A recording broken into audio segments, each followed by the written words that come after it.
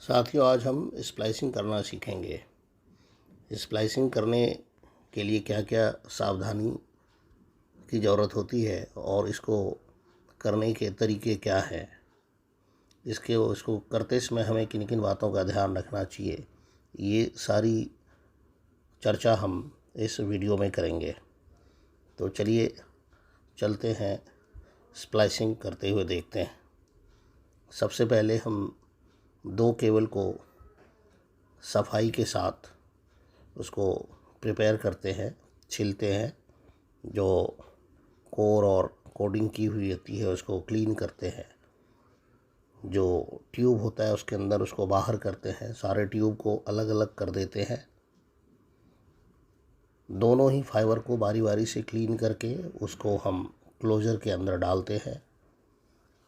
Closure के अंदर आप देख रहे हैं, उसको एक प्रॉपर तरीके से उसको फिक्स करते हैं।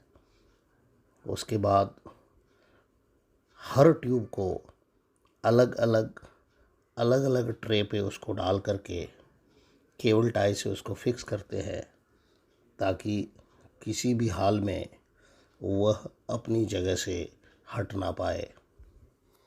एक बार दोनों केबल को क्लीन करने के बाद और क्लोजर में फिक्स करने के बाद हम उसकी अर्थिंग भी कर लेते हैं।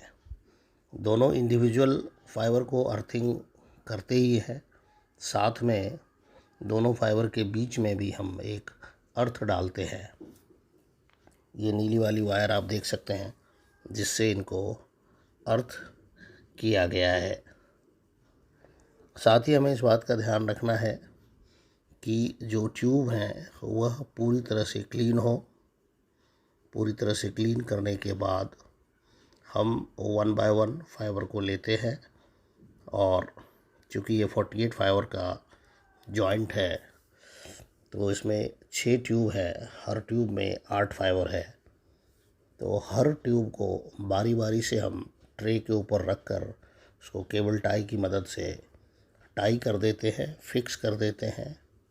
और अपने ज़रूरत के हिसाब से जो फाइबर हमें ज़रूरत है, करीब 1.2 मीटर फाइबर, उसको क्लीन करके उसको हम बारी बारी से स्प्लाइस करते हैं।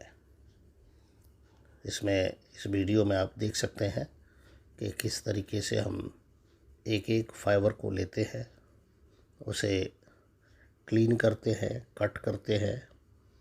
आईपी सॉल्यूशन की मदद से उसे पूरी तरह से क्लीन करके डस्ट हटाते हैं। उसके बाद दोनों ही फाइबर को एक एक करके मशीन के ऊपर रखते हैं और फिर उसको जॉइन करते हैं। यह सिलसिला हर बार एक एक फाइबर के साथ करना पड़ता है। और जैसे ही एक ट्यूब के 8 फाइबर को हम जोड़ लेते हैं तो उसको प्रॉपर उस ट्रे में प्रॉपर राउटिंग के साथ उसको रखा जाता है, ताकि कोई भी फाइबर बैंड ना हो सके। इसमें स्प्लाइसिंग करते समय जो मुख्य रूप से ध्यान देने लायक चीज़ें हैं कि दोनों फाइबर पूरी तरह से अच्छे से विदाउट लॉसेस प्रॉपर वो जॉइन हो जाए, और फिर उसके ऊपर स्लीव डाल करके उसको अच्छी तरीके से फिक्स कर लें। फाइबर को जॉइन करते समय हमें 2-3 बातों की मुख्य रूप से ध्यान रखनी होती है। एक तो वो डस्ट फ्री हो, हालांकि वो संभव नहीं होता है अगर आप किसी रोड के किनारे स्प्लाइस कर रहे होते हैं, क्योंकि आजकल पहले की तरह कोई अलग सी गाड़ी नहीं होती है जिसके अंदर आप बैठ के स्प्लाइस करते हैं। ये इतना कॉमन हो गया है कि इसे कहीं भी क्लोजर के बैठ कर के लगा सकते हैं और उसकी स्प्लाइसिंग कर सकते हैं। बस वो डस्ट फ्री हो, क्लीन हो, और प्रॉपर तरीके से एक बार वो स्प्लाइस हो जाए तो उसमें लॉस होने की संभावना बहुत ही कम हो जाती है। आप ये वीडियो देखें, इसमें बारीकी से सारी चीज़ों को दिखाया गया है।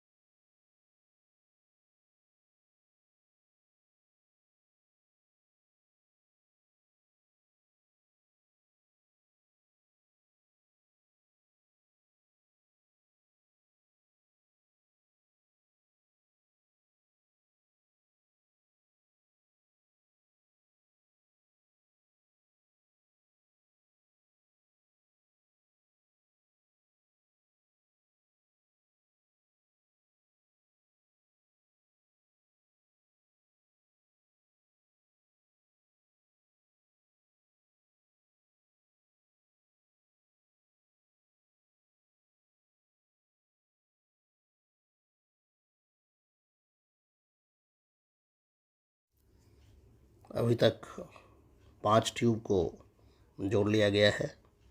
अब ये छठे ट्यूब के ऊपर काम चल रहा है।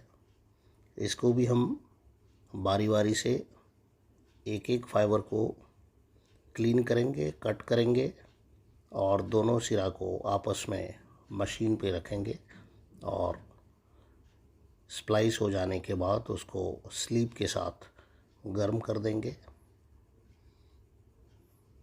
इसी तरीके से हम इस आखिरी ट्यूब के भी 8 फाइबर को जोड़ेंगे। इसी क्रम में पूरे 8 फाइबर को जोड़ने के बाद हम इसे वापस ट्रे पे अच्छी तरीके से राउट करेंगे, इसको व्यवस्थित तरीके से रखेंगे। उसके बाद जितनी भी टाई हमने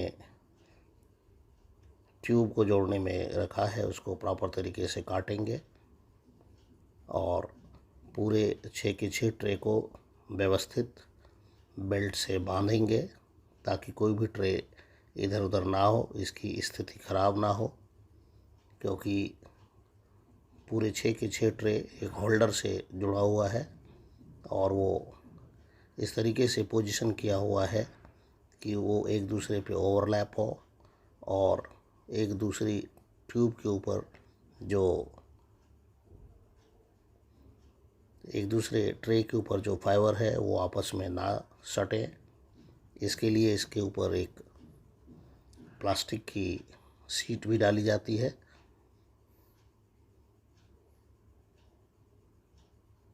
ये आप देख सकते हैं। इसको प्रॉपर तरीके से करने के बाद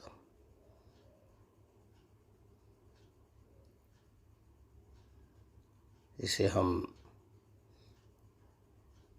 बंद करेंगे। सारी प्रक्रिया होने के बाद इसके ऊपर हम क्लोज़र लगाएंगे और उसे लॉक कर देंगे। इस तरीके से हम किसी भी फाइबर को 12, 24, 48, 96 सारे फाइबर को हम इस तरीके से प्रॉपरली स्प्लाइस करते हैं और क्लोज़र के अंदर रखते हैं। आशा करते हैं आपको स्प्लाइस करने की विधि और तरीका समझ में आया होगा। धन्यवाद।